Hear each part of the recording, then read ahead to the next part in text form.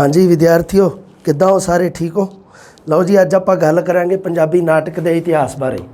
अपनी 12वीं वाली बुक दे विच दे रखिया पंजाबी नाटक का इतिहास, कॉमन गल्लां, नॉर्मल चुनिंदा गल्लां जिहड़ियां वो दे रखियां। आओ फिर करदे हां गल पंजाबी नाटक का इतिहास दा। जिहड़ा अगर तुसीं कहो भी पंजाबी नाटक है जिहड़ा वो आधुनिक पंजाबी नाटक खास करके वो जन्म कित्थों लैंदा है ना, भी ਉਹਦੀ ਜਿਹੜੀ उत्पत्ति है वो कित्थों होंदी है, ਉਹਦੀ निकासी है ਜਿਹੜੀ कित्थों होंदी है। ये सारे है ਜਿਹੜੇ ਇਹ ਅੱਜ भी प्रश्न ही बने हुए आ, इन्हां दा कोई प्रॉपर आंसर नहीं है। आ देख लो साडी 12वीं वाली बुक कही जाती है भी कुछ विद्वान तो ये कहते हैं भी संस्कृत नाट परंपरा के अंग वजों पंजाबी जिहड़ा साडा आधुनिक नाटक है उसदा जन्म होंदा है। कुछ कहते हैं जी पश्चिमी प्रभाव अधीन पैदा होया। पंजाबी नाटक के जन्म का संबंध भारती नाटक की खास कर गल कर रहा हो कि संबंध पंजाब की धरती, लोक नाटक कलावां आदि नाल भी जोड़िया जाता रहा। पारसी थिएट्रिकल सोसाइटी अनुवादित रचनावां भी पंजाबी नाटक का आधार स्त्रोत बनदियां हन। आधुनिक पंजाबी नाटक का जिहड़ा आधार आ यह पहलां तो ही चलिया आ रहा सीगा। पहला संस्कृत नाट परंपरा बहुत मतलब अमीर नाट परंपरा रही साडे देश दे विच। बहुत सारे मतलब रास लीला, रामलीला ये नाटक खेडे जाते रहे आ। हाँ, उस तो बाद की भी कुछ विद्वान कहते हैं नहीं जी पश्चिमी प्रभाव जिमें जिमें मतलब अंग्रेज आए उन्होंने नवीं तकनीकां साडे लोकां नूं दसियां, जिमें जिमें उन्हां दी सिक्ख्या, उन्हां दी विद्या जिहड़ी साडे देश दे विच फैली, तां उहदे नाल की होया कि उन्हां दी जिहड़ी नाटक विधि, उन्हां दा नाटक रचन दा ढंग, तरीका, शैली उस चीज़ नूं साडे लोकां ने अपनाया ते उत्थों आधुनिक नाट परंपरा दा जन्म होया। क्योंकि पहला जिन्ने भी नाटक लिखे जाते सी आधुनिकता तो पहला वो सारे भावपूर्ण नाटक रहे है, कोई धार्मिक नाटक रहे है। ये नाटक है जिहड़े स्टेज के उपर खेडे नहीं सी जा सकते। अगर खेडे गए तो वह मतलब की है कि उन्हां दा इन्ना प्रभाव नहीं पिया, क्योंकि नाटक जिहड़ा है उहदी कसौटी है रंगमंच। नाटक की कसवट्टी जिन्होंने पंजाबी च कह दिंदे, हिंदी च कसौटी ते पंजाबी च कसवट्टी, भी वो एक मतलब पैमाना मान लो भी रंगमंच है वह नाटक का। नाटक लिखना एक गल है, उसनों रंगमंच के उपर खेडना दूसरी गल है। लिख के हो सकता कोई नाटक सफल ना होवे, पर अगर उस नाटक नूं रंगमंच ते खेडिया जाए, दर्शकों नूं पसंद आ जाए, तो वह नाटक एक सफल नाटक मन्निया जाऊगा। इस करके ही नाटक नूं दोहरी विधा भी कहा जाता है, क्योंकि इसका संबंध नाटक साहित्य के नाल भी है तो इसका संबंध रंगमंच के नाल भी है। इस दोनों गल्लां तुसीं चेते रखनियां। आया होया प्रश्न पहला कॉमन प्रश्न आया होया है, सो ये दोबारे रिपीट होने का कोई संभावना नहीं हैगी। नाटक का संबंध रंगमंच के नाल भी है। नकलां, नाट, तमाशे, पुतली नाट, रासलीला, रामलीला, अखाड़ियां आदि विचों इस विधा के बीज रूप तलाशे जा सकते हैं। पुराने समयां दे विच भी आ चीज़ां जिहड़ियां नकलां, नाट, तमाशे दिखाने, पुतली नाट, इन्हां सारियां चीज़ां ने हौली हौली तरक्की विकास कर रही ते आधुनिक नाटक का विकास हो गया। बहुत बारी इवें भी होया भी नाटक है जिहड़ा वो मतलब कि भी उहदा इन्ना विकास नहीं हो सकिया है ना। जिवें मुगल जदों आए तो वह नाटक परंपरा के विरुद्ध सी, वो नाटक खेडण नूं मनदे सीगे, मतलब इस्लाम धर्म का विरोधी, तो उदों घट विकास होया। इस तरह करके कुछ चीज़ां जिहड़ियां ये हौली हौली जिवें जिवें मतलब अंग्रेज आए, अंग्रेज़ां दे मन परचावे का साधन ही नाटक सी। अंग्रेज़ कहते भी असी नाटक वेखण तो बिना सानूं स्वाद ही नहीं आता कोई, तो उन्होंने की है, हाँ भारत जो अंग्रेज़ों का गुलाम होया, उन्होंने अपने मन परचावे के वास्ते की है भी क्लबां का निर्माण कर लिया। क्लबां दे विच नाटक खेडने, ईसाई धर्म के प्रचार वास्ते पारसी थिएट्रिकल कंपनियां उन्होंने बनातियां ते ईसाई मशीनरियां वांग ही बंगाल दे विच भी टैंपरस सोसाइटी का विकास हो गया। इन्हां सोसाइटियां द्वारा बहुत सारे नाटक खेडे गए।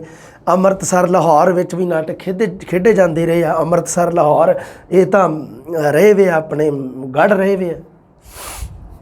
Professor J.C. ओमान एक गौरमेंट कॉलेज के साइंस का प्राध्यापक सीगा। उन्हें 1889 दे विच एक पुस्तक लिखी सी, culture, customs and superstitions of India. ये उन्हें कुछ नाटकों का जिक्र किया सीगा। इंदर सभा, अलादीन लैंप, प्रहलाद भगत नाटक, पूर्ण भगत, शराब कौर, ये नाटकों का। मकसूर चंद का शराब कौर, देखो नाटक ਮਕਸੂਰ ਚੰਦ ਦਾ ਕੁਝ, ਕਿਉਂਕਿ 12ਵੀਂ ਵਾਲੀ ਕਿਤਾਬ ਮੈਂ ਤੁਹਾਨੂੰ ਦੱਸਿਆ ਇਹਦੇ ਵਿੱਚ ਤੁਸੀਂ ਕੁਝ ਵੀ ਨਹੀਂ ਭੁੱਲਣਾ, ਕੁਝ ਵੀ ਨਹੀਂ ਵਿਸਾਰਨਾ, ਸਾਰੀਆਂ ਗੱਲਾਂ ਤੁਸੀਂ ਯਾਦ ਰੱਖਣੀਆਂ, ਇੱਕ ਇੱਕ ਗੱਲ ਨੂੰ ਧਿਆਨ ਦੇ ਨਾਲ ਪੜ੍ਹਨੀ ਹੈ। ਜਿੱਥੇ ਜਿੱਥੇ ਮੈਂ ਕਹਿੰਦਾ ਵੀ ਆਹ ਗੱਲ ਇੰਪੋਰਟੈਂਟ ਆ, ਉਹ ਵੀ ਤੁਸੀਂ ਥੋੜ੍ਹੀ ਜਿਹੀ ਮਤਲਬ ਉਹ ਕੰਨ ਖੋਲ੍ਹ ਕੇ ਥੋੜ੍ਹੀ ਜਿਹੀ ਗੱਲ ਸੁਣਨੀ ਹੈ ਧਿਆਨ ਨਾਲ। JC ਓਮਾਨ ਦੀ ਬੁੱਕ ਦਾ ਤੁਸੀਂ ਥੋੜ੍ਹਾ ਜਿਹਾ ਧਿਆਨ ਰੱਖਣਾ, ਕਿਹੜੇ ਕਿਹੜੇ ਨਾਟਕਾਂ ਦਾ ਜ਼ਿਕਰ ਹੋਇਆ, ਇਹ ਵੀ ਪੰਜਾਬ ਦੇ ਨਕਲੀ ਰਾਮਧਾਰੀ, ਇਹਨਾਂ ਨੇ ਵੀ ਮਤਲਬ ਸੁਸਾਇਟੀਆਂ ਦਾ ਪ੍ਰਭਾਵ ਕੂਲਿਆ। ਫਿਰ ਇੱਕ ਖਾਲਸਾ ਟੈਂਪਰ ਸੁਸਾਇਟੀ ਵੱਲੋਂ ਇੱਕ ਡਰਾਮਾ ਕਮੇਟੀ ਵੀ ਬਣਾਈ ਗਈ, ਜਿਹਦੇ ਵਿੱਚ ਕਿਹੜੇ ਕਿਹੜੇ ਨਾਟਕ ਖੇਡੇ ਗਏ। ਗਿਆਨੀ ਦਿੱਤ ਸਿੰਘ ਦਾ ਸੁਪਰ ਨਾਟਕ, ਇਹ ਨਾਟਕ ਦੀ ਪੰਜਾਬੀ ਨਾਟਕ ਦੀ ਪ੍ਰਾਰੰਭਿਕ ਅਵਸਥਾ ਆ, ਆਰੰਭਿਕ ਅਵਸਥਾ ਵੀ ਜਦੋਂ ਅੰਗਰੇਜ਼ਾਂ ਨੇ ਇੱਕਦਮ ਆਣ ਕੇ ਜਦੋਂ ਆਪਣੇ ਪਾਰਸੀ ਥੀਏਟਰੀਕਲ ਕੰਪਨੀਆਂ ਦੇ ਦੁਆਰਾ ਨਾਟਕ ਖੇਡੇ ਜਾਣੇ ਸ਼ੁਰੂ ਕੀਤੇ, ਆਪਣੇ ਧਰਮ ਦਾ ਪ੍ਰਚਾਰ ਪ੍ਰਸਾਰ ਉਹਨਾਂ ਨੇ ਕਰਨਾ ਸ਼ੁਰੂ ਕਰ ਦਿੱਤਾ, ਤਾਂ ਉਦੋਂ ਸਾਡੇ ਵਾਲੇ ਲੋਕ ਵੀ ਫਿਰ ਉਹਨਾਂ ਨੂੰ ਵੀ ਹੋਇਆ ਵੀ ਅਸੀਂ ਵੀ ਆਪਾਂ ਸਿੱਖੀ ਦਾ ਪ੍ਰਚਾਰ ਕਰੀਏ। ਕਾਰਨ ਕਿਉਂਕਿ ਬਹੁਤ ਸਾਰੇ ਸਿੱਖ ਹਿੰਦੂ ਸੀ ਜਿਹੜੇ ਉਹ ਕੀ ਕਰ ਰਹੇ ਸੀਗੇ, ਉਹ ਈਸਾਈ ਧਰਮ ਦੇ ਵਿੱਚ ਤਬਦੀਲ ਹੋ ਰਹੇ ਸੀ, ਆਪਣੇ ਧਰਮ ਨੂੰ ਛੱਡ ਰਹੇ ਸੀ। ਜਾਗਰੂਕਤਾ ਲਿਆਉਣੀ ਬਹੁਤ ਜ਼ਰੂਰੀ ਸੀ।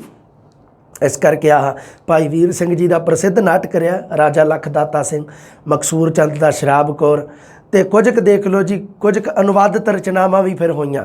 ਭਾਈ ਵੀਰ ਸਿੰਘ ਜੀ ਦੇ ਪਿਤਾ ਸੀਗੇ ਚਰਨ ਸਿੰਘ, ਉਹਨਾਂ ਨੇ ਕਾਲੀਦਾਸ ਦਾ ਨਾਟਕ ਅਭਿਗਿਆਨ ਸ਼ਕੁੰਤਲਮ ਦਾ ਪੰਜਾਬੀ 'ਚ ਅਨੁਵਾਦ ਕੀਤਾ ਸੀਗਾ, ਔਰ ਯਾਦ ਰੱਖਣੀ ਹੈ। ਮਾਨ ਸਿੰਘ ਜੱਜ ਵੱਲੋਂ ਵਿਕਰਮ ਉਰਵਸ਼ੀ ਦਾ ਅਨੁਵਾਦ, ਅਮਰ ਸਿੰਘ ਵੱਲੋਂ ਸ਼ੈਕਸਪੀਅਰ ਦੇ ਨਾਟਕ ਉਥੈਲੋ ਦਾ ਅਨੁਵਾਦ ਕੀਤਾ। ਇਹਨੂੰ ਸ਼ੈਕਸਪੀਅਰ ਬੋਲਿਆ ਕਰੋ ਧਿਆਨ ਨਾਲ, ਸਮਝ ਗਏ ਕਿ ਨਹੀਂ ਗੱਲ ਨੂੰ? ਹਾਂ, ਕਿਤੇ ਹੋਰ ਹੀ ਬੋਲੀ ਜਾਓ ਐਵੇਂ। ਆਹ ਦੇਖੋ, ਇੱਕ ਸ਼ੈ ਆ ਅਤੇ ਇੱਕ ਸੈ ਆ, ਉਹ ਐਵੇਂ ਨਹੀਂ ਸੂਤ ਆਉਣਾ ਤੁਹਾਡੇ, ਮੈਨੂੰ ਦੂਜੀ ਤਰ੍ਹਾਂ ਹੀ ਆਉਣਾ ਪੈਣਾ ਤੁਹਾਡੇ ਨਾਲ, ਕਿਉਂਕਿ ਕਈ ਵਾਰੀ ਤੁਸੀਂ ਪੜ੍ਹਾਈ ਤੁਸੀਂ ਟੀਚਰ ਬਣਨ ਜਾ ਰਹੇ ਹੋ ਨਾ ਬੇਟਾ ਜੀ, ਤਾਂ ਇਹ ਜ਼ਿੰਦਗੀ ਦੇ ਵਿੱਚ ਇਹ ਗੱਲਾਂ ਨਾ ਧਿਆਨ ਰੱਖਣੀਆਂ ਤੁਸੀਂ। ਇਹ ਹਰ ਕੋਈ ਗੱਲਾਂ ਨਹੀਂ ਦੱਸਦਾ ਗਾ ਤੁਹਾਨੂੰ। ਆਹ ਦੇਖ ਲਓ ਪੜ੍ਹਨ ਦੇ ਵਿੱਚ, ਇਹ ਸ਼ੈਕਸਪੀਅਰ ਆ, ਸ਼ੈਕਸ ਆ ਪਹਿਲਾ ਸ਼ੈ ਆ ਅਤੇ ਇਹ ਦੂਸਰਾ ਸੈ ਆ, ਇੱਕ ਸ਼ੈ ਆ ਇੱਕ ਸੈ ਆ, ਸ਼ੈਕਸਪੀਅਰ। ਸ਼ੈਕਸਪੀਅਰ ਨਹੀਂ ਕਰਨਾ, ਇਹਨੂੰ ਸ਼ੈਕਸਪੀਅਰ ਕਰਨਾ, ਠੀਕ ਹੈ? ਧਿਆਨ ਰੱਖਣਾ ਇਹਨਾਂ ਗੱਲਾਂ, ਕਿਉਂਕਿ ਮੈਂ ਬਹੁਤ ਸਾਰੇ ਮਤਲਬ ਟੀਚਰ ਇਹੋ ਜਿਹੇ ਮਿਲਦਾ ਰਹਿੰਦਾ ਉਹਨਾਂ ਦੇ ਨਾਲ, ਤਾਂ ਉਹ ਫਿਰ ਮਤਲਬ ਗਲਤ ਕਰਦੇ ਆ। ਇਹ ਚੀਜ਼ ਦਾ ਪ੍ਰਭਾਵ ਬਹੁਤ ਪੈਂਦਾ। ਕੱਲ੍ਹ ਨੂੰ ਤੁਹਾਨੂੰ ਕੋਈ ਸਟੇਜ 'ਤੇ ਬੋਲਣ ਨੂੰ ਕਹਿ ਦੋ ਅਤੇ ਤੁਸੀਂ ਉੱਥੇ ਕਹੋ ਸ਼ੈਕਸਪੀਅਰ, ਤਾਂ ਫਿਰ ਮਤਲਬ ਕੀ ਹੈ ਵੀ ਇਹ ਬਹੁਤ ਵੱਡੀ ਗਲਤੀ ਹੈ ਤੁਹਾਡੀ। ਦੇਸ਼ ਕਸਮ ਅਤੇ ਮੋਹਨ ਸਿੰਘ ਵੈਦ ਨੇ ਕਾਮੇਡੀ ਆਫ ਐਰਰਜ਼ ਨੂੰ ਭੂਲ ਭੁਲੱਈਆ ਨਾਮ ਹੇਠ ਅਨੁਵਾਦ ਕੀਤਾ। ਬੜਾ ਵਧੀਆ, ਮਤਲਬ ਥੋੜ੍ਹਾ ਜਿਹਾ ਨਾਮ ਚੇਤੇ ਰੱਖਣਾ। ਮੋਹਨ ਸਿੰਘ ਵੈਦ ਨੇ ਇੱਕ ਅਨੁਵਾਦਿਤ ਨਾਟਕ ਸੀਗਾ, ਕਾਮੇਡੀ ਆਫ ਐਰਰਜ਼ ਲਿਖਿਆ ਗਿਆ ਸੀ, ਉਹਨੂੰ ਭੂਲ ਭੁਲੱਈਆ, ਤੇਰੀ ਅੱਖੀਂ ਭੂਲ ਭੁਲੱਈਆ।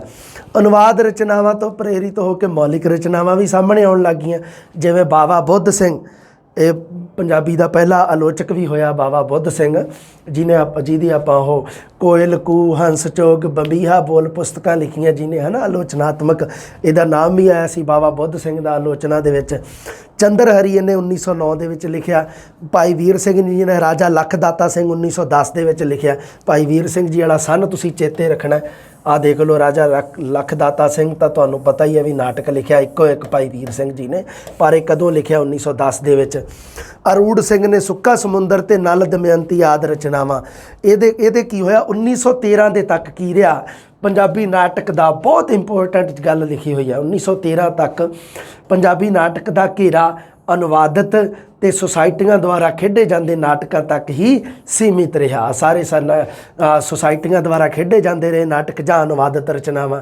ਆਹ ਦੇਖੋ, ਗਿਆਨੀ ਦਿੱਤ ਸਿੰਘ, ਆਪਣੇ ਭਾਈ ਵੀਰ ਸਿੰਘ ਜੀ ਦੇ ਪਿਤਾ ਦਾ ਚਰਨ ਸਿੰਘ ਦਾ ਨਾਟਕ, ਮਾਨ ਸਿੰਘ ਜੱਜ ਦਾ, ਅਮਰ ਸਿੰਘ, ਮੋਹਨ ਸਿੰਘ ਵੈਦ, ਇਹਨਾਂ ਨੇ ਅਨੁਵਾਦਿਤ ਰਚਨਾਵਾਂ ਸਾਰਿਆਂ ਨੇ ਲਿਖੀਆਂ।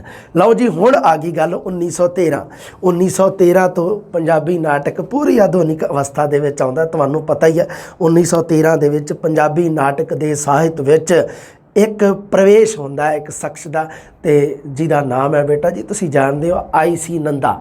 ਕਿਹੜੀ ਹੈ? ਕੌਣ ਆਈ ਸੀ? ਕੌਣ ਆਈ ਸੀ? I.C. ਨੰਦਾ ਆਈ ਸੀ।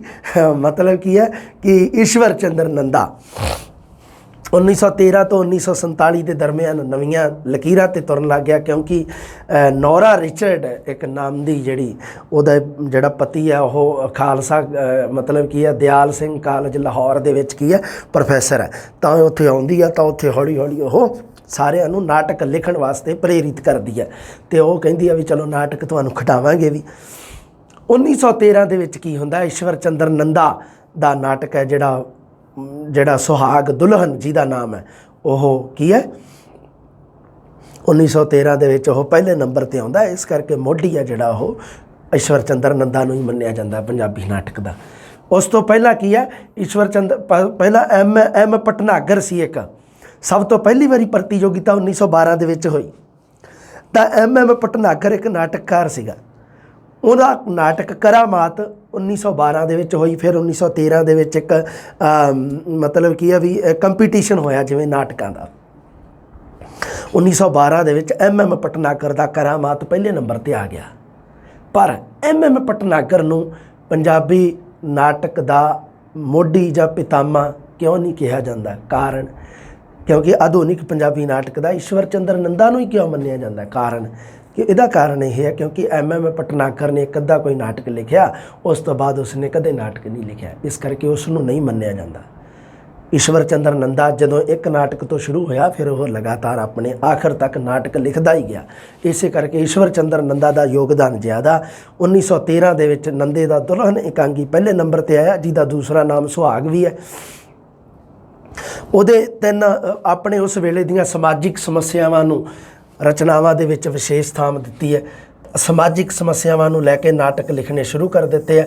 ਸਮਾਜਿਕ ਸਮੱਸਿਆਵਾਂ ਨੂੰ ਲੈ ਕੇ ਮਤਲਬ ਕੀ ਹੈ ਵੀ ਨਾਟਕ ਹੈ ਜਿਹੜਾ ਉਹ ਧਾਰਮਿਕ ਵਲਗਣਾ 'ਚੋਂ ਬਾਹਰ ਨਿਕਲ ਆਇਆ, ਧਾਰਮਿਕ ਵਲਗਣਾ 'ਚੋਂ ਬਾਹਰ ਨਿਕਲ ਆਇਆ ਅਤੇ ਸਿੱਧਾ ਕੀ ਹੋਇਆ ਡਾਇਰੈਕਟ ਰੰਗਮੰਚ ਦੇ ਨਾਲ ਜੁੜ ਗਿਆ। ਲਓ ਜੀ ਹੁਣ ਨਾਟਕ ਉਹੋ ਹੀ ਸਫਲ ਮੰਨਿਆ ਜਾਊਗਾ ਜਿਹੜਾ ਰੰਗਮੰਚ 'ਤੇ ਸਫਲ ਹੋਊਗਾ, ਕਿਉਂਕਿ ਨਾਟਕ ਨੂੰ ਜਿਹੜਾ ਨਾਟਕ ਦੇ ਨਾਲ 2 ਤਰ੍ਹਾਂ ਦੇ ਲੋਕ ਜੁੜੇ ਹੁੰਦੇ ਆ, ਇੱਕ ਪਾਠਕ ਇੱਕ ਦਰਸ਼ਕ। ਨਾਟਕ ਨੂੰ ਪੜ੍ਹ ਕੇ ਉਸ ਦਾ ਰਸ ਮਾਣਨ ਵਾਲੇ ਪਾਠਕ ਹੁੰਦੇ ਆ, ਨਾਟਕ ਨੂੰ ਵੇਖ ਕੇ ਉਸ ਦਾ ਆਨੰਦ ਮਾਣਨ ਵਾਲੇ ਹੁੰਦੇ ਆ ਦਰਸ਼ਕ। ਝਲਕਾਰੇ ਲਿਸ਼ਕਾਰੇ ਅਤੇ ਚਮਕਾਰੇ ਇਹ ਉਹਦੇ ਇਕਾਂਗੀ ਸੰਗ੍ਰਹਿ ਆ। ਨਾਟਕ ਅਤੇ ਇਕਾਂਗੀ ਇਹਨਾਂ ਦੇ ਵਿੱਚ ਕੀ ਹੈ ਵੀ ਨਾਟਕ ਕੀ ਚੀਜ਼ ਕਿਹਨੂੰ ਕਹਿੰਦੇ ਆ, ਇਕਾਂਗੀ ਕਿਹਨੂੰ ਕਹਿੰਦੇ ਆ, ਇਹ 12ਵੀਂ ਵਾਲੀ ਜਮਾਤ ਜਿਹੜੀ ਆਪਣੀ ਬੁੱਕ ਹੈ 12ਵੀਂ ਵਾਲੀ ਉਹਦੇ ਵਿੱਚ ਸਭ ਕੁਝ ਦੇ ਰੱਖਿਆ। ਤੁਸੀਂ ਅਗਰ ਦੇਖੋ ਤਾਂ ਦਿੱਤਾ ਹੀ ਹੋਣਾ ਮੇਰੇ ਹਿਸਾਬ ਨਾਲ। ਹਾਂ ਬਿਲਕੁਲ, ਆ ਵੇਖ ਲਓ ਖੰਡ 3 ਦੇ ਵਿੱਚ ਸਾਹਿਤ ਰੂਪ ਵਿਧਾਨ ਅਤੇ ਇਤਿਹਾਸ ਦੇ ਵਿੱਚ ਆ ਸਾਰੇ ਤੁਸੀਂ ਪੜ੍ਹਨੇ ਆ। ਕਵਿਤਾ ਗੀਤ ਗਜ਼ਲ ਨਾਟਕ ਇਕਾਂਗੀ ਨਿੱਕੀ ਕਹਾਣੀ ਰੇਖਾ ਚਿੱਤਰ ਨਾਟਕ 195 ਨੰਬਰ ਪੇਜ 'ਤੇ ਦਿੱਤਾ ਹੋਇਆ 12ਵੀਂ ਵਾਲੀ ਜਮਾਤ ਦੇ ਵਿੱਚ।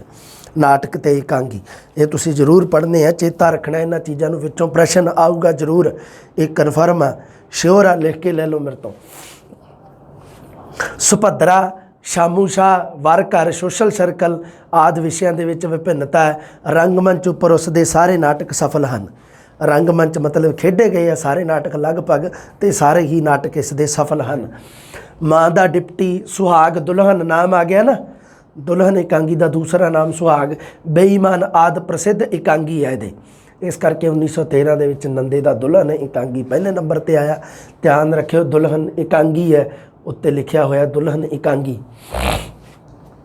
ਉਸ ਤੋਂ ਬਾਅਦ ਆ ਗਿਆ ਜੀ ਡਾਕਟਰ ਹਰਚਰਨ ਸਿੰਘ। ਇਹਨੂੰ ਕਿਹਾ ਜਾਂਦਾ ਨੰਦੇ ਦਾ ਉੱਤਰਾਧਿਕਾਰੀ ਈਸ਼ਵਰ ਚੰਦਰ ਨੰਦੇ ਦਾ।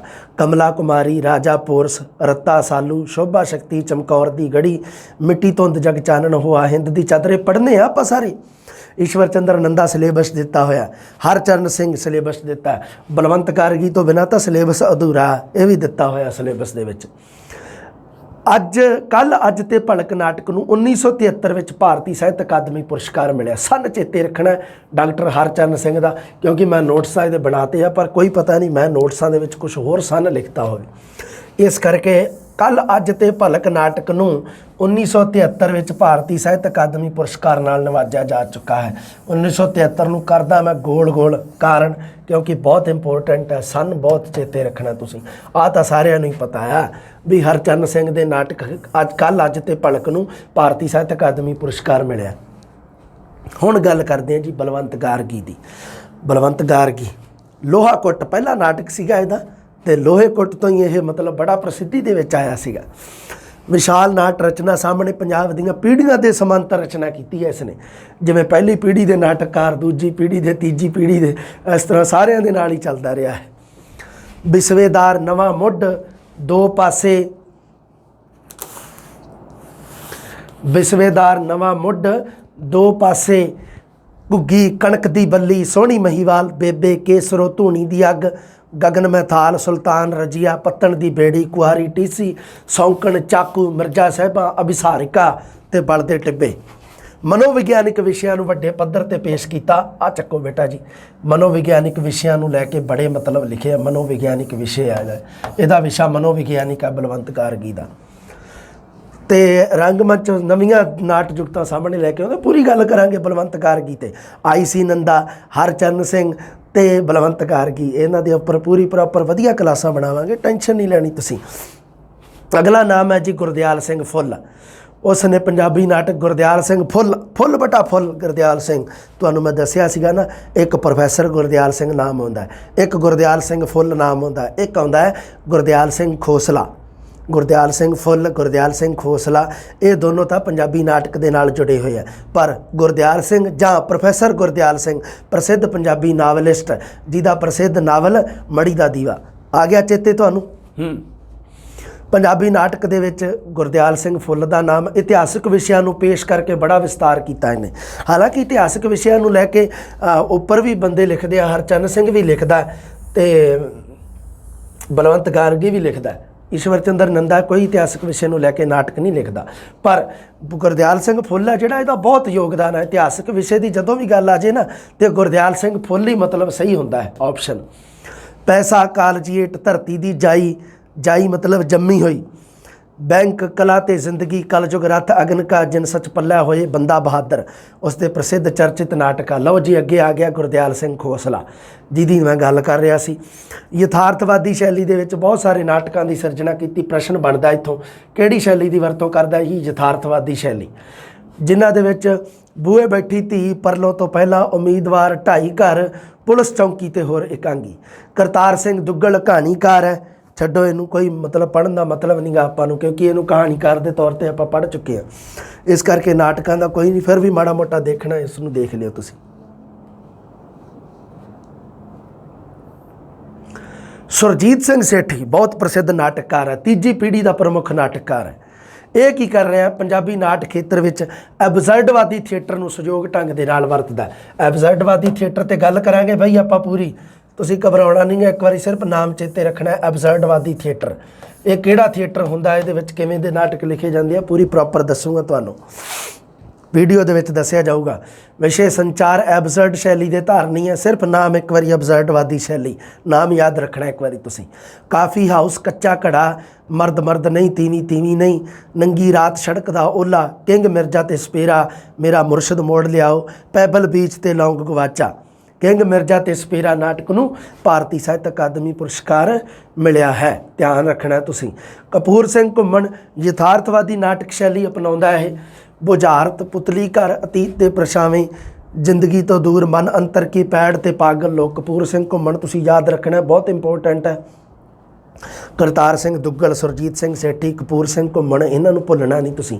पिछे जिन्ने भी जिन्ने आपां पढ़े हो सारे कोई नहीं मतलब भुल्लने नहीं, सब याद रखने। पागल लोग भारती साहित्य अकादमी का अवार्ड मिलिया कपूर सिंह घुम्मण के नाटक पागल लोक नूं। हरशरण सिंह समाजिक ते राजसी विषयां नूं लैके अपने नाटकों के विच बहुत मतलब हुंदी है, खास रुचि दिखाउंदा है हरशरण सिंह। जिगरा फुੱਲ कमला गया, लम्मे समय का नरक, मेरे 8 एकांगी, कुलच्छणे, राजा रसालू, हीर रांझा, डंके, कुलच्छणे मतलब भैड़े लक्षणों वाले, भैड़ियां आदतां वाले, कुलच्छणे। नाट रचनावां दी लंबे समय का नरक नाटक है जिहड़ा उहनूं भारती साहित्य अकादमी पुरस्कार मिलिया। गुरचरण सिंह जसूजा भी यथार्थवादी नाटककार है। गऊमुखा शेरमुखा, मकड़ी दा जाल, अंधकार, आप बीती जग बीती, रचना राम बनाई, एक हीरो दी तलाश। लो जी अमरीक सिंह का भी नाम तुसीं रखना, ध्यान। परछावियां दी पकड़, कम के कड़म, एक होर इहदा नाटक है अनीता दा फैसला। ये सारे याद करांगे आपां, अगर अमरीक सिंह अपने होया तो जरूर आपां इहनूं करांगे चेते। परितोष गार्गी ते होर भी नाटकारां दे छोटे छोटे नाम आए। आत्मजीत ते आ जाओ, मेन नाटककार है जिहड़े उन्हां दे विचों आत्मजीत ते अजमेर सिंह औलख बहुत प्रसिद्ध है, ये तुसीं चेते रखने। कब्रस्तान नाटक के नाल पंजाबी नाट जगत में प्रवेश करता। प्रश्न बहुत इंपोर्टेंट बनता है कि आत्मजीत का पहला नाटक किहड़ा है जी? कब्रस्तान। चाबियां ते होर एकांगी, रिश्तियां दा की रखिए ना, शहर बीमार है, नाटक नाटक नाटक, एक नाटक का नाम है ਇਹਦੇ ਦਾ, नाटक नाटक नाटक, कैमलूपस ਦੀਆਂ ਮੱਛੀਆਂ, मैं ਤਾਂ ਇੱਕ सारंगी हाँ, तत्ती तवी ਦਾ सच। बहुत सारे विषयां ਨੂੰ ਲੈ ਕੇ, अलग-अलग विषयां ਨੂੰ ਲੈ ਕੇ, ਕਿਹੜੇ-ਕਿਹੜੇ ਸਮਾਜਿਕ ਵਿਸ਼ੇ ਨਾਲ ਸੰਬੰਧਿਤ ਨਾਟਕ, ਰਾਜਸੀ ਇਤਿਹਾਸਕ ਵਿਸ਼ਿਆਂ ਦੇ ਨਾਲ ਸੰਬੰਧਿਤ। ਤੱਤੀ ਤਵੀ ਦਾ ਸੱਚ ਨਾਟਕ ਨੂੰ ਭਾਰਤੀ ਸਾਹਿਤ ਅਕਾਦਮੀ ਪੁਰਸਕਾਰ ਮਿਲਿਆ ਹੋਇਆ ਹੈ। ਅੱਗੇ ਗੱਲ ਕਰਦੇ ਹਾਂ ਜੀ ਅਜਮੇਰ ਸਿੰਘ ਔਲਖ ਦੀ। पेंडू धरातल ਦੇ ਨਾਲ जुड़े मसले खास करके मालवा खिते ਦੇ ਨਾਲ संबंधित, मालवा खिते की जवानी किरसानी ਨਾਲ जुड़ियां समस्यावां, अजमेर सिंह औलख है जिहड़ा ਉਹ मालवे धरातल ਦੇ ਨਾਲ संबंधित नाटकों की रचना करता है। पेंडू मंच पक्षों पेंडू नाट शैली में खेडे जाने वाले नाटक नवीं नाट विधियां का प्रतिपादन करते हैं। पेंडू नाट शैली दे विच खेडे गए ये नाटक, ध्यान रखना है पेंडू नाट शैली का संबंध अजमेर सिंह औलख दे नाल है। 7 बेगाने बहुत प्रसिद्ध नाटक है, ये लग्या होया MA दे विच। बेगाने बोड़ दी छां, केर सिंह दी मौत, अरबद नरबद धंधूकारा, निक्के सूरजां दी लड़ाई, इश्कबाज नमाज दा हज नहीं, इश्कबाज नमाज दा हज नहीं भारती साहित्य अकादमी पुरस्कार मिल चुका है इस नाटक नूं। चरणदास सिद्धू ये भी बहुत इंपोर्टेंट है। पंजाबी नाटक खेत्र विच कालजीएट ड्रामा सोसाइटी का निर्माण किया दिल्ली दे विच। इस बंदे ने याद रखना, तुसी बहुत इंपोर्टेंट है, प्रश्न आ सकता है। कालजीएट ड्रामा सोसाइटी का निर्माण करते हुए दिल्ली नूं अपनियां नाट सरगर्मियां का केंद्र बनाया। किहड़ा नाटककार है पंजाबी का जो दिल्ली दे विच अपनियां सरगर्मियां नूं केंद्र बनाउंदा, दिल्ली नूं अपना केंद्र बनाउंदा, वो हैगा जी चरणदास सिद्धू। कालजीएट ड्रामा सोसाइटी का निर्माण कौन करदा? चरणदास सिद्धू। कित्थे करदा? दिल्ली दे विच। भजनों इंदूमती, सत्यादेव, लेखू करे कवलियां, बाबा बंतू, अंबियां नूं तरसेंगी, कल कालज बंद रहेगा, बात फत्तू झीर दी, मस्त मेघो वालिया, किरपा बाउणा, चन्नो बाजीगरनी, मंगू ते बिकर, भगत सिंह शहीद, सिकंदर दी जित। भगत सिंह शहीद नूं भारती साहित्य अकादमी पुरस्कार मिलिया। पेंडू यथार्थ दी पेशकारी करदा अपने नाटकां दे विच। दुआबे दे एरिए दे नाल संबंधित है चरणदास सिद्धू। जिवें अजमेर सिंह औलख मालवे के धरातल नाल संबंधित है, चरणदास सिद्धू दुआबे खिते की बोली नूं विशेष पछाण हासिल हुई है चरणदास सिद्धू का करके। अगे आ जाए जी गुरशरण सिंह के तो नाम बहुत दे रखे आ, भा जी, भाई मन्ना जी। तुसीं देखियो 11वीं वाली बुक दे विच इहदा पाठ दे रखिया, मैनूं लगदा लोक साहित्य का रंग कर्मी, शायद एवें करके दिता होया, लोक जागृति वाला रंग कर्मी लिखिया होया ना। गुरशरण सिंह पाठ तुसीं पढ़ना है सारिਆਂ ने चेते नाल, उहदे विचों प्रश्न आऊगा। गुरशरण सिंह अगर तुहाडे दे रखिया अपने तुहाडे सिलेबस दे विच तां तुसीं 11वीं वाली बुक चक्को, उहदे विचों सारा पढ़ लो, उस तो उत्ते किते नहीं दिता होया। ठीक है, ध्यान रखियो हुण गल नूं। 11वीं वाली बुक, 11वीं वाली कोई विरला ही पंजाब का कोई विरला इलाका होगा भी जिथे गुरशरण सिंह ने आप पहुँच के ना नाटक खेडिया होवे। नुक्कड़ नाटक इस बंदे ने बहुत खेडे। भा जी, भाई मन्ना जी, बहुत कुछ कहा जाता है। पंजाबी रंगमंच का बाबा बोड़ भी इसे नूं कहा जाता है। समाजिक ना बराबरी के खिलाफ पहरा दिंदियां होया सरकारां दे नाल दस्त पंजा लैण तो गरेज नहीं करता गुरशरण सिंह। बहुत सारे नाटक ये मतलब जिन्हां दे उत्ते प्रतिबंध भी लग्या, बहुत सारे इस तरह के नाटक भी सी। नुक्कड़ पेंडू नुक्कड़ शैली नूं जिस उद्यम नाल उसने प्रफुल्लित किया शायद ही किसी होर नाटककार ने किया होवे। पंजाबी विच गिणती पक्षों सब तो वध नाटक लिखे, गिणात्मक गिणती पक्षों गुरशरण सिंह ने। बंद कमरे ते होर नाटक, धमक नगारे दी, चांदनी चौक तो सरहिंद तक, शीस तली ते मिट्टी दा मुੱਲ, मिट्टी दा पुੱਤ, दोवें ही नाटक इहदे ही है, मिट्टी दा मुੱਲ ते मिट्टी दा पुੱਤ। बगाने दी धी, टुंडा, हौलदार, जंगी राम दी हवेली, सरपंचनी, कुर्सी, मोर्चा, हवा विच लटकदे लोग, तमाम हिंदुस्तान, भंड कनेडा आए, सिਉਂਕ, हवाई गोले। पंजाब संकट के समय जदों नाटक पेशकारियां उदों कीतियां जदों शाम पैण ते लोग घरां अंदर वड़ जांदे सी, लोग घरों बाहर नहीं निकलते। पंजाब संकट जदों होया क्योंकि बाहर करफ्यू वगैरह पहरे वगैरह लग जाते होंदे सीगे, पुलिस वगैरह दे, प्रशासन वगैरह दे, है ना। उन्हां स्थितियां दे विच भी गुरशरण सिंह ने नाटक खेडे शाम के वेलियां दे विच भी। बेबाकी नाल नाट पेशकारियां करनियां हारी सारी दे वस दी गल नहीं। अमरजीत गरेवाल दा 2 घड़ियां दा नाटक आ ठीक है, कॉमन जे केवल धालीवाल दा थोड़ा जिहा याद रखना है तुसीं। सवराज वीर दा नाटक मस्या दी रात बहुत प्रसिद्ध होया, भारती साहित्य अकादमी पुरस्कार मिला इस नूं। सतीश कुमार वर्मा भी है, पाली भुपिंदर सिंह, ਠੀਕ ਹੈ। ਬਾਕੀ ਤਾਂ ਅਸੀਂ ਪੜ੍ਹਦੇ ਹੀ ਰਹਿਣਾ। ਸੋਮਪਾਲ ਹੀਰਾ, ਡਾਕਟਰ ਸਾਹਿਬ ਸਿੰਘ, ਕੁਲਦੀਪ ਸਿੰਘ, ਇਹ ਨਵੇਂ ਆ ਨਾਟਕਕਾਰ ਸਾਰੇ। ਇਹਨਾਂ ਦੇ ਨਾਮ ਵੀ ਤੁਸੀਂ ਚੇਤੇ ਰੱਖਣੇ ਆ, ਜਿੰਨੇ ਕੁ ਤੁਹਾਨੂੰ ਚੇਤੇ ਰਹਿ ਜਾਣ ਉਹਨੇ ਕੁ, ਹੈ ਨਾ। ਕੋਈ ਦੇਖ ਲਿਓ ਕੋਈ ਰਿਲੇਟਡ ਨਾ ਲਿਖਿਆ ਹੋਵੇ ਵੀ ਜਿਵੇਂ ਕਿਸੇ ਨੂੰ ਰਿਲੇਟ ਕਰਕੇ ਪੁਰਾਣੇ ਨਾਟਕਕਾਰ ਨੂੰ, ਉਹ ਨਾਟਕ ਦਾ ਕੋਈ ਨਾਮ ਜਾਂ ਦੇਖ ਲਿਓ ਤੁਸੀਂ ਵੀ ਪੁਰਾਣੇ ਨਾਟਕਕਾਰ ਦਾ ਕੋਈ ਨਾਮ ਆਉਂਦਾ ਹੋਵੇ, ਬਸ ਇੰਨਾ ਕੁ ਰੱਖਣਾ ਤੁਸੀਂ। ਬਾਕੀ ਕੋਈ ਦਿੱਕਤ ਨਹੀਂ। ਬਾਕੀ ਕੋਈ ਇੰਨਾ ਹੈ ਨਹੀਂ, ਇੰਨਾ ਬਰੀਕ ਜਾਂਦਾ ਵੀ ਨਹੀਂ ਉਹ ਇਹਨਾਂ ਦੇ ਵਿੱਚੋਂ ਕੋਈ, ਮੈਂ ਤਾਂ ਵੇਖਿਆ ਨਹੀਂ ਅੱਜ ਤੱਕ ਕੋਈ ਪੁੱਛਦਾ ਹੋਵੇ ਉਹ। ਬਾਕੀ ਪਤਾ ਕੋਈ ਨਹੀਂ, ਐਗਜ਼ਾਮੀਨਰ ਦਾ ਮਨ ਹੈ, ਅਗਲੇ ਦਾ ਦਿਮਾਗ ਹੈ, ਜਿਵੇਂ ਮਰਜ਼ੀ ਚੱਲ ਸਕਦਾ ਹੈ ਨਾ। ਤੁਸੀਂ ਇਹਦੇ 'ਤੇ ਤਾਂ ਤੁਸੀਂ ਰਿਟ ਵੀ ਨਹੀਂ ਲਾ ਸਕਦੇ, ਕਿਉਂਕਿ 11ਵੀਂ 12ਵੀਂ ਦਾ ਤਾਂ ਉਹਨੇ ਸਾਰਾ ਹੀ ਲਿਖਤਾ ਵੀ ਇਹਦੇ ਵਿੱਚ ਤਾਂ ਤੁਸੀਂ ਕੁਛ ਨਹੀਂ ਛੱਡਣਾ, ਮਤਲਬ ਸਾਰਾ ਕੁਝ ਹੀ ਪੜ੍ਹਨਾ। ਪਾਲੀ ਭੁਪਿੰਦਰ ਸਿੰਘ, ਕੋਈ ਦੇਖ ਲਿਓ ਸਪੈਸ਼ਲ ਕਿਸੇ ਨੂੰ ਕੋਈ ਭਾਰਤੀ ਸਾਹਿਤ ਅਕਾਦਮੀ ਪੁਰਸਕਾਰ ਤਾਂ ਨਹੀਂ ਮਿਲਿਆ, ਮੈਂ ਉਹ ਵੀ ਦੇਖ ਰਿਹਾ। ਆਹ ਸਵਰਾਜ ਵੀਰ ਵਾਲੀ ਤਾਂ ਗੱਲ ਹੋ ਗਈ, ਮੱਸਿਆ ਦੀ ਰਾਤ ਨੂੰ ਭਾਰਤੀ ਸਾਹਿਤ ਅਕਾਦਮੀ ਪੁਰਸਕਾਰ ਮਿਲਿਆ। ਲਓ ਜੀ, ਆਪਣੀ ਪੰਜਾਬੀ ਨਾਟਕ ਦਾ ਇਤਿਹਾਸ ਹੈ ਜਿਹੜਾ, ਉਹਦੇ ਵਿੱਚ ਆਪਾਂ ਸਭ ਤੋਂ ਪਹਿਲਾਂ ਬੇਟਾ ਜੀ ਗੱਲ ਕਰਾਂਗੇ ਅਗਲੀ ਜਮਾਤ ਦੇ ਵਿੱਚ IC ਨੰਦਾ, ਈਸ਼ਵਰ ਚੰਦਰ ਨੰਦਾ, ਅਤੇ ਉਹਦੇ ਨਾਲ ਨਾਲ ਨੌਰਾ ਰਿਚਰਡ ਬਾਰੇ ਥੋੜ੍ਹੀ ਬਹੁਤੀ ਗੱਲ ਕਰਾਂਗੇ ਜੀ। ਅਤੇ ਮਿਲਦੇ ਹਾਂ ਫਿਰ ਜਲਦੀ। ਸਤਿ ਸ੍ਰੀ ਅਕਾਲ।